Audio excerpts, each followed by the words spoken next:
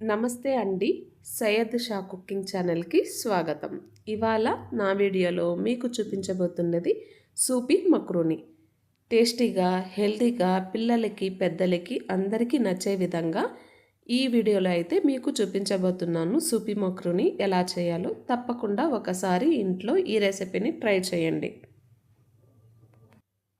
Stove మీద కుక్కర్‌ని పెట్టుకోవాలి. కుక్కర్లో కొద్దిగా ఆయిల్ని వేసుకుంటున్నాను.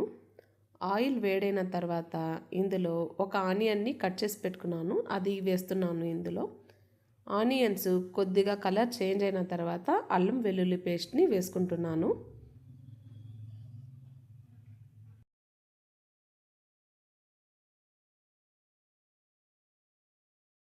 అల్లం వెల్లుల్లి పేస్టు ఫ్రై అయిన తర్వాత 2 టమాటోస్ని కట్ చేసి పెట్టుకున్నాను, అది కూడా ఇందులో వేసి బాగా మగ్గించుకోవాలి. టమాటోస్ మగ్గిన తర్వాత కట్ చేసి పెట్టుకున్న పచ్చిమిరపకాయల్ని వేసుకుంటున్నాను. ఇందులో కొద్దిగా కొత్తిమీర, పుదీనాని కూడా వేసి బాగా కలుపుకుంటున్నాను. కొద్దిగా క్యారెట్, కొద్దిగా కార్న్ని కూడా వేస్తున్నాను ఇందులో. అన్నిటినీ ఒకసారి బాగా కలుపుకొని రుచికి తగినంత ఉప్పు కూడా వేసి ఒకసారి కలుపుకోవాలి. ఇప్పుడు ఇందులో 1 టేబుల్ స్పూన్ మిరప్పొడి, కొద్దిగా ధనియాల పొడి, కొద్దిగా గరం మసాలాని వేసి బాగా కలుపుకుంటున్నాను. అన్నిటినీ బాగా కలుపుకున్న తర్వాత ఇందులో 2 గ్లాసులు వాటర్ని వేసుకుంటున్నాను.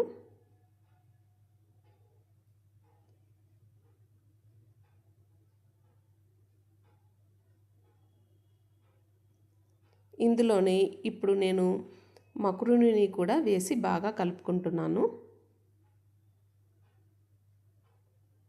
అన్నిటినీ ఒకసారి బాగా కలుపుకొని మూత పెట్టి 3 విజిల్స్ వచ్చేంత వరకు ఉడికించుకుంటున్నాను.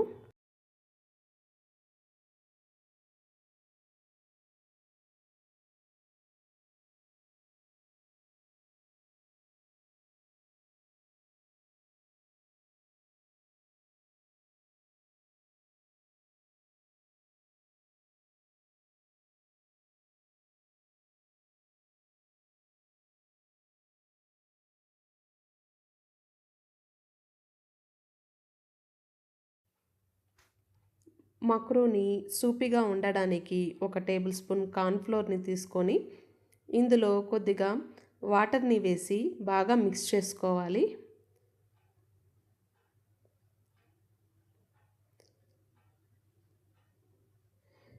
మిక్స్ చేసి పెట్టుకున్న కార్న్‌ఫ్లోర్‌ని మక్రూనీలో వేసి ఒక 5 మినిట్స్ ఉడికించుకోవాలి.